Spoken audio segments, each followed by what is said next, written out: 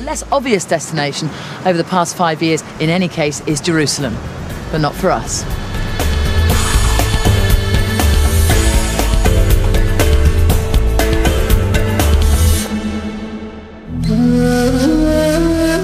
Jerusalem might not be the obvious choice for a city break, but it's one of the best for history lovers, and it takes only 5 hours to fly there. And despite the fact that as recently as 2004 it was still the victim of regular bombings, it's currently safe to visit what is for many the holiest city in the world. Outside these walls is a busy modern city. Inside these walls, the birthplace of Christianity, Judaism, and a holy site of Islam. This is the most religious place on earth and the most fought over.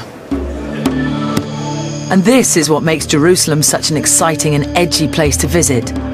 Within these walls, the city is divided into Armenian, Catholic, Jewish and Muslim quarters. Despite all this, as a visitor you feel safe and relaxed wandering through the markets and bazaars, and it feels really exotic.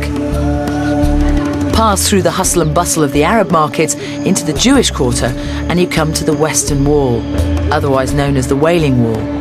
It's a must-see while you're here, and whether you're Jewish or not, you can go right up to the wall and mix with the crowds who come here to pray. That wall is the most important site for the Jewish religion, and directly above it, on top of it, is the Dome of the Rock, which is one of the most important holy sites for the Muslim religion. Only yards from here is one of the most significant sites for the Christian faith as well. This is the Church of the Holy Sepulchre, and it's meant to be the site of Christ's crucifixion, burial and resurrection. You don't get much holier than that. As a place of such huge significance for so many Christians, it's nearly always busy, so it's best to get a guide. My guide is called Ula. Ula, hello. Hello. It's a busy time. Without one, it's quite hard to fathom what to make of it all.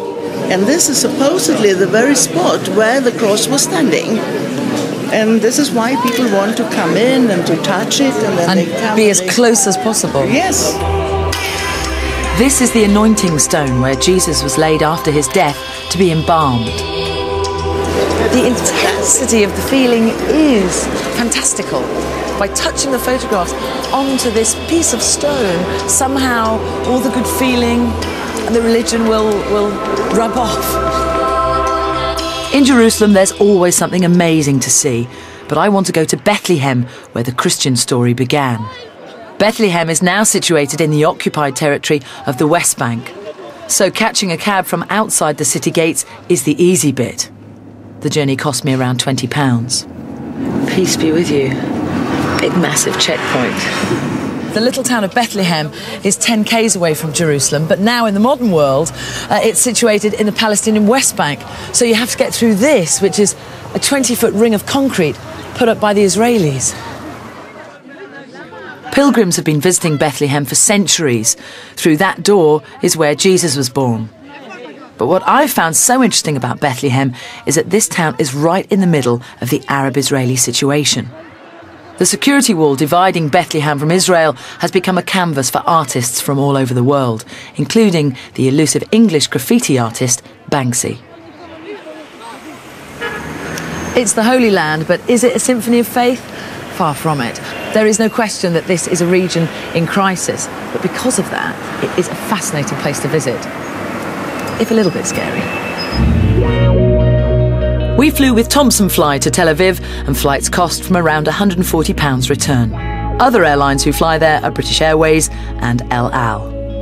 Anyone with a hunger for exploration has to go to Jerusalem. I'm jealous you've been there, Julia. I don't think there's any city in the world with more history.